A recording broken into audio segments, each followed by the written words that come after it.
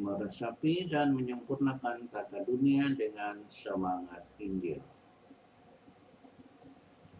Saudara-saudari yang terkasih di dalam Allah Tritunggal, di dalam nama Bapa dan Putra dan Roh Kudus, amin dan shalom. Selamat bergabung kembali dalam serinya, serial Renungan Harian bertema Panggilan untuk meresapi dan menyempurnakan tata dunia dengan semangat Injil. Hari ini adalah hari Kamis dalam Pekan Biasa ke-24 tahun B1. Tanggal 16 September 2021 ini juga merupakan hari ke-16 dalam bulan Kitab Suci Nasional. Dan pada hari ini kita menyatukan diri dengan seluruh gereja untuk merayakan pesta Santo Cornelius, Paus dan Martir bersama Santo Siprianus, Uskup dan Martir. Serial renungan kita pada hari kemartiran kedua pejabat gereja ini adalah episode yang ke-31. Pada hari ini melalui perjumpaan Yesus dengan Simon, si orang Farisi itu, yang mengundang dia untuk makan, firman Tuhan mempertemukan kita dengan seorang perempuan yang berdosa. Lukas bab 7 ayat 36 sampai 50. Melalui perjumpaan ini kita memetik sejumlah poin penting terkait panggilan dan perutusan kita untuk meresapi dan menyempurnakan tata dunia dengan semangat Injil. Seperti biasa, perjumpaan Yesus dengan orang-orang Farisi, plus para ahli Taurat dan tua-tua bangsa Yahudi, mewakili perjumpaan dua cara pendekatan yang berbeda terhadap orang-orang berdosa. Pendekatan Yesus adalah mendekati mereka dan merangkul orang-orang yang seperti itu. Pendekatan Yesus ini sesuai dengan tugas perutusannya yang dia sampaikan sendiri ketika berada di kampung halamannya. Lukas bab 4 ayat 18 sampai 19. Sementara orang-orang Farisi dan para ahli Taurat, juga tua-tua bangsa Yahudi, bangsa Israel, memperlakukan para pendosa itu sebagai orang-orang yang harus dijauhi atau dihindari. Mereka memilih untuk menjauhi orang-orang berdosa untuk melindungi kesucian hidup mereka agar tidak menjadi cemar atau tidak tertular oleh dosa. Untuk perempuan berdosa itu dan orang-orang berdosa lainnya, mereka tidak mendapatkan solusi atas persoalan hidup, yang dalam hal ini adalah situasi hidup mereka yang berdosa.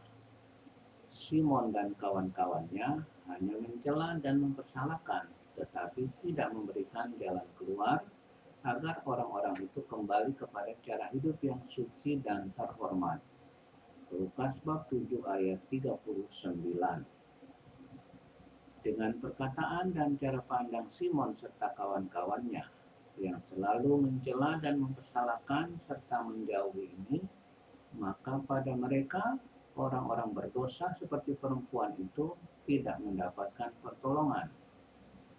Justru mereka mendapatkan pertolongan itu pada Yesus. Karena Yesus mendatangi mereka, bersikap baik terhadap mereka, dan dengan terus terang menempatkan dirinya sebagai pembela mereka. Pendekatan Yesus ini justru merupakan solusi bagi para pendosa itu untuk dapat kembali ke jalan hidup yang benar. Kata Yesus, "Aku datang bukan untuk memanggil orang benar, melainkan orang-orang berdosa." Matius bab 9 ayat 13. Apa yang dilakukan Yesus inilah yang oleh Paulus dikemas menjadi nasihat kepada Timoteus. Dalam surat kepada Timoteus, Paulus menuliskan hal-hal berikut ini. Jadilah teladan bagi orang-orang beriman dalam perkataan dan tingkah laku, dalam kasih, kesetiaan, dan kesucianmu. Bertekunlah dalam membaca kitab suci, dalam membangun dan mengajar. Jangan lalai dalam mempergunakan karunia yang ada padamu, yang diberikan dinyatakan oleh penumpangan tangan sidang penatua disertai nubuat. Timotius bab 4 ayat 12 sampai 14. Dan oleh pemazmur, apa yang telah dilakukan Yesus terhadap perempuan berdosa itu juga terhadap orang-orang berdosa yang datang kepada Yesus diangkat sebagai bukti tentang keagungan Tuhan. Tuhan yang penuh kasih, Tuhan yang mendekati mereka yang berdosa untuk bisa membawa kembali mereka kepada cara hidup yang benar. Mazmur bab 111 ayat 7 sampai 8, 9 dan 10.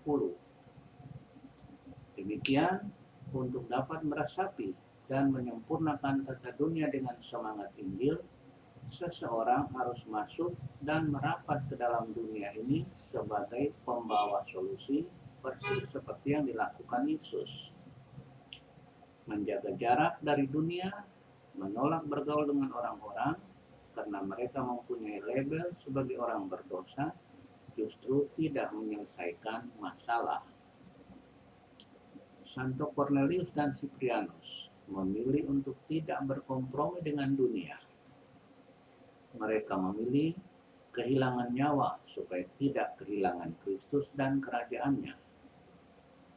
Pilihan untuk tetap menyatu dengan Kristus dan menerima mahkota kemartiran itu tidak menjauhkan mereka dari dunia. Paus Cornelius dan Uskup Cyprianus ini mewariskan hal terpenting kepada dunia dengan tata dunianya, yaitu kesetiaan mereka yang tanpa batas kepada Kristus. Melalui mahkota kemartirannya, Paus Cornelius dan Uskup Cyprianus telah meresapi tata dunia dengan semangat Injil, yakni kesetiaan dan kasih Kristus dan pemberian dirinya yang total hingga wafat di kayu salib demi keselamatan umat manusia. Bagaimana dengan Anda? Anda tidak harus menjadi martir untuk dapat meresapi tata dunia dan menyempurnakannya dengan semangat Injil. Cukuplah bersikap dan bertindak seperti Yesus. Jadilah sahabat bagi mereka yang kecil dan sederhana, yang miskin dan menderita, yang merana dan berdosa. Beri mereka kesempatan untuk mengalami kasih dan persahabatan Kristus yang mengalir lewat tutur kata, sikap, dan tindakanmu. Terima kasih. Untuk dapat meresapi tata dunia dengan semangat Injil, mari kita memulainya bersama Yesus, tetap tinggal di dalam Yesus supaya dapat menyelesaikannya juga bersama dengan Yesus. Diberkatilah orang-orang yang senantiasa mengandalkan Tuhan. Amin dan Shalom.